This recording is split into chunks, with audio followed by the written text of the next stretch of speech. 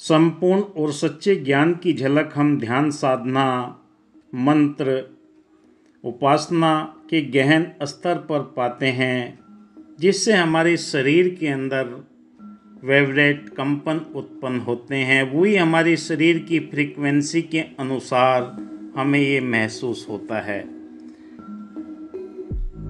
हम आवाज़ की फ्रीक्वेंसी 20 से 2000 मेगाहर्ट्ज़ तक महसूस कर सकते हैं।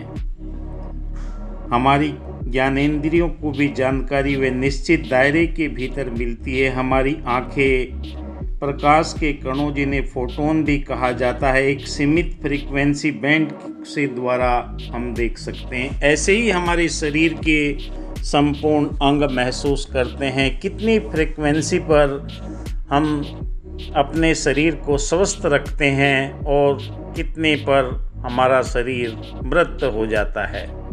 ब्रेन की फ्रीक्वेंसी अगर देखें 7.2 से 90 मेगाहर्ट्ज़ तक होती है। ऐसे ही फ्रीक्वेंसी ब्रेन की 80 से 82 मेगाहर्ट्ज़ होती है। नॉर्मल ब्रेन फ्रीक्वेंसी 72 मेगाहर्ट्ज़ होती है। ह्यूमन बॉडी 6.2 से 78 मेगाहर्ट्ज़ होती है। ह्यूमन बॉडी फ्रॉम नेक गर्दन 72 से 78 तक होती है। ऐसे ही हम जब बीमार हो जाते हैं, कोई भी हमें फ्लू या कुछ हो जाता है, 57 से 60 मेगाहर्ट्ज़ पर डिजीज़ हमारी 58 पर महसूस होती है। अगर हमें और कोई अन्य बीमारी हो जाती है तो हम 52 मेगाहर्ट्ज़ पर डेथ की अवस्था में हमारी बॉडी की जो फ्रीक्वेंसी है वो 25 मेगाहर्ट्ज़ हो जाती है। ऐसे ही दोस्तों, हम अपने शरीर को जब सही तरीके से एकाग्रचित करके मन ध्यान को लगाते हैं तो हमें ये फ्रीक्वेंसी महसूस होती है। अगर हम फ्रूट, सब्जियां, जो भी फूड खाते हैं उनकी फ्रीक्वेंसी अलग है। 20 से 27 हर्ट्ज़ होती है। फ्रेश फूड की, हर्ब की 20 से 27 होती है और ड्राई फ्रूट की 15 से 22 और ड्राई हर्ब्स की 15 से 22। और ये फ्रीक्वेंसी हमारी बॉडी के अंदर कंपन के रूप में, वाइब्रेट के रूप में शरीर को सुचारू रूप से चेतन अवस्था में रखती है। इन फ्रीक्वेंसियों को महसूस करने के लिए अगर आप अध्यात्म के क्षेत्र में जाते हैं, क्योंकि अध्यात्म हमारे जीवन का महत्वपूर्ण अंग है। मनुष्य का अंतिम और प्रथम लक्ष्य इस सत्य का बोध करना है। ये फ्रीक्वेंसी हमें मंत्र उच्चारण के द्वारा, वंदना, पूजा पाठ, ध्यान, एकाग्रता से हमें महसूस होती है, जिन्हें हम सुन सकते हैं। अनहद नाद भी जिसे कहा जाता है, वो भी हम ध्यान की अवस्था में, समाधि की अवस्था में, हमारी जो थर्ड आई है, मस्तिष्क के बीच में, दोनों आँखों के बीच में, यहाँ पर कंपन या वाइब्रेट होने लगते हैं और ये महसूस होता है कि यहाँ पर कुछ खुजली सी या भारीपन या कुछ न कुछ अलग सी हरकतें महसूस होने लगती है, जिसे हमारी चेतना जागृत होने लगती है। अगर आप रेकी के शक्तिपात द्वारा अपनी कुंडली को जागृत करते हैं, क्योंकि ईड़ा, पिंगला, सुषुम्ना, ये 3 नाड़ी हमारे शरीर के अंदर मौजूद रहती है और ये सही ढंग से मंत्र साधना या जाप के द्वारा बहुत जल्दी आपको महसूस होने लगता है। जो जो आपका ध्यान गहराई में बढ़ता जाता है, ये तरंग के रूप में, कंपन के रूप में, वाइब्रेशन के रूप में हम अपनी बॉडी की फ्रीक्वेंसी के अनुसार महसूस कर सकते हैं। और हमने देखा है, ये पाया है कि हम थोड़े समय के लिए भी अगर ध्यान मुद्रा में बैठते हैं तो शरीर के अंदर ये कंपन, ये अनहद नाद की आवाज़ें आपको सुनाई देने लगती है। इन कंपनों से, इस फ्रीक्वेंसी से आपको ये एहसास हो जाता है। कई लोगों के प्रश्न आते हैं, कितना समय लगता है इन चीज़ को सुनने के लिए, एहसास करने के लिए, देखने के लिए कि हमारे शरीर के अंदर जो ये कंपन होते हैं, ये सब का अलग अलग मत हो सकता है। हर धर्म के अंदर अलग अलग विधियां बताई गई है। अगर आप सहज और सरल तरीके से अच्छे गुरु के साथ में ये तरीके को अपनाते हैं तो आपकी बैलेंस, आपकी बॉडी की फ्रीक्वेंसी, वाइब्रेशन आपको स्वयं चेतन कर देता है कि आपका शरीर कितना स्वस्थ होता हुआ जा रहा है।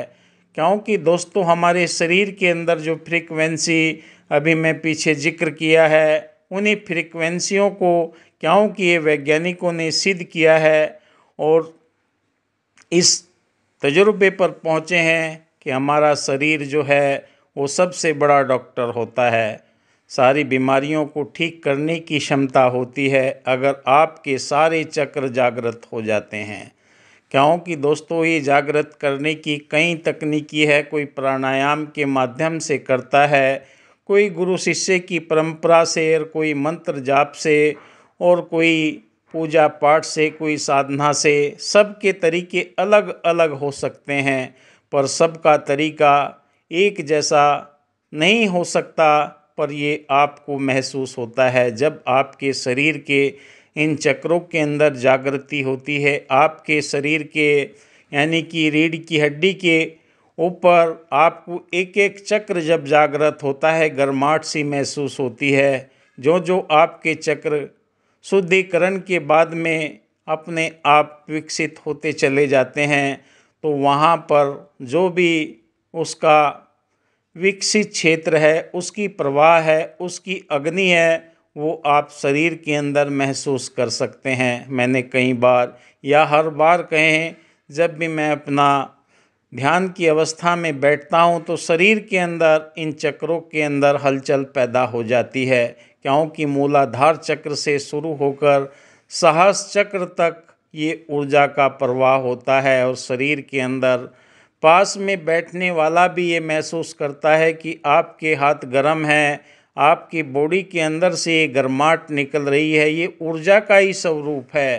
क्योंकि स्वस्थ रखने के लिए यही ऊर्जा हमें आगे से आगे प्रेरणा देती है और हमारे शरीर के अंदर ये ब्रह्मांड की ऊर्जा शक्ति, यूनिवर्सल लाइफ फोर्स एनर्जी जो हर जगह मौजूद रहती है, जब वो आपकी विकसित हो जाती है, आपके जीवन के अंदर ये ज्ञान की ज्योति प्रज्वलित हो जाती है तो आप हमेशा सचेत अवस्था में रहते हैं। चेतनता आपके अनहद चक्र पर ये बहुत सुंदर तरीके से, जिसे हर्ट चक्र भी बोलते हैं, वहाँ से आप इन तरंगों को महसूस कर सकते हैं।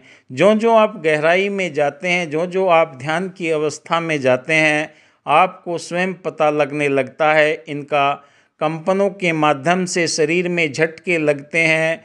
कभी सिर भारी होता है, सर में दर्द सा महसूस होता है। इन वाइब्रेट और कंपनों के माध्यम से ही आपके शरीर के अंदर ये सुचारू रूप से ब्रह्मांड की ऊर्जा शक्ति, यूनिवर्सल लाइफ फोर्स एनर्जी कार्य करने लगती है और आप अध्यात्म की गहराई के अंदर, क्योंकि मानवता के कल्याण के लिए दया, करुणा, प्रेम, नम्रता, मिलवर्तन, भाईचारा, एकत्व, सहनशीलता के दिव्य गुण आपके जीवन के अंदर ये उजागर होने लगते हैं और ये झरने की तरह बहने लगते हैं। आपके शरीर के अंदर ये ब्रह्मांड की ऊर्जा चारों तरफ से ओरे के रूप में आपका ये विकसित होना शुरू हो जाता है। आप किसी भी धर्म को मानते हैं, जाति संप्रदाय में जन्म लेते हैं, अगर आपके जीवन के अंदर ये अध्यात्म की प्रक्रिया प्रारंभ हो गई तो ये ऊर्जा आपको हर तरह से